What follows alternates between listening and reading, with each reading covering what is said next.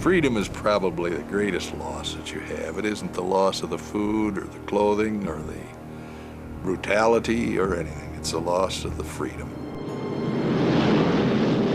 In the air war over Europe, Allied bomber crews filled the skies over the heavily defended German Reich. Every flyer knew that his luck could run out at any time. For Lee's Shorty Gordon, that time came on his 13th mission.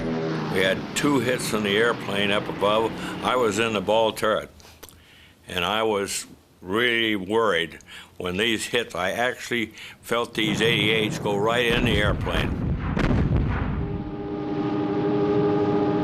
About that time I heard, bail out, bail out.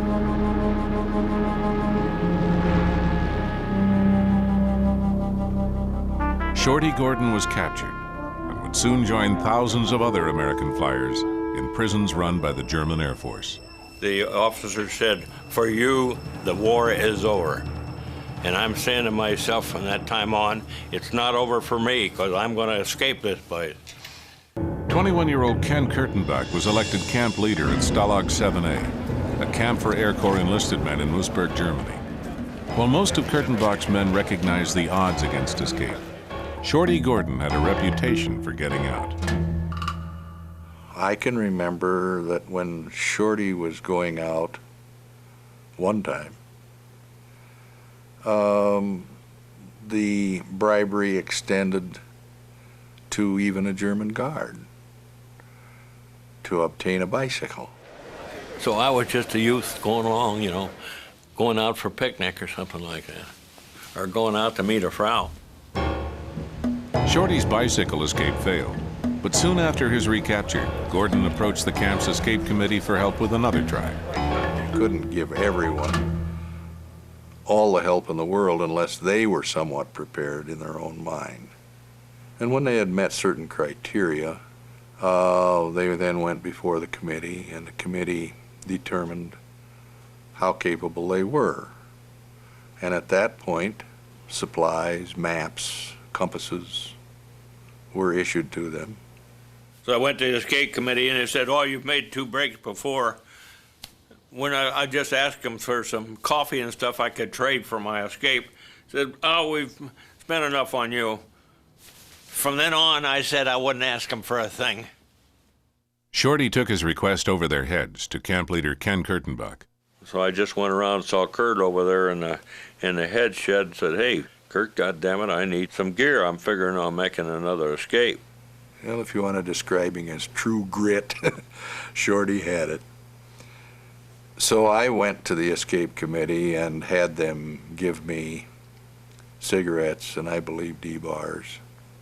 And I gave them to him and I said, good luck, and that's about all I could do. Shorty teamed up with a British captain for his 3rd escape. They bartered for civilian clothes and bribed an orderly to let them into the German officer's latrine. That put them on the outer edge of the camp with only 1 guard tower between them and freedom. There's a machine gun tower right off the end there, but the guys looking into the camp, just barely creak the door open and see the guys looking down over the camp. We just walked around the corner and we're on the road. We're out of the camp again. We just started to walk. And who do you think comes along? The camp commandant and the sergeant of the guard. So he wanted to start running, and I grabbed his hand and said, keep walking, keep your head up. So we just walked on by, and they came right by, just passed right along us, looking at the camp and talking in German, and we walked right on by. Shorty's luck held all the way to Munich, where the French underground put him on a train bound for France.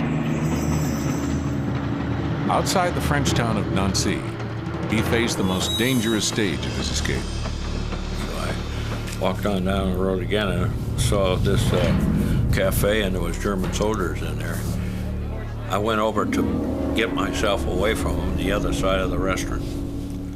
And when the waitress walked up to me, and I looked at her and I said, I'm an American. She about crapped her pants. You know, just out of no place, I'm an American. So she said, rest, stay here. Shorty waited in the kitchen while contact was made with the resistance. Soon, armed men arrived to question him. You're an American? You better prove it, or else we're going to shoot you in the head. Right now. And I said, okay. I told them what squadron I was on, what group, and my name. And they said, that's good, because we were on the radio to London. And we're going to check on you right now. If you're a phony. Shorty had landed in the hands of the secret Shelburne escape line, which smuggled him to the French coast. They put him on a boat headed for England, but bad weather forced them back. The seas got real high and rough. The sea had got so rough it had pounded the planking loose, and we were taking water. And every time the boat was hitting the rocks, we'd jump off onto the rocks on shore. When the weather improved, Shorty was sent back to the coast for another try. Little rowboats start to come from no place, out in the dark. A British PT boat that came in the middle of the night. We took off right away for Plymouth, England. On February 27, 1944, a year and a day after he was shot down, Shorty Gordon became the first American prisoner to make a home run from a German prison camp.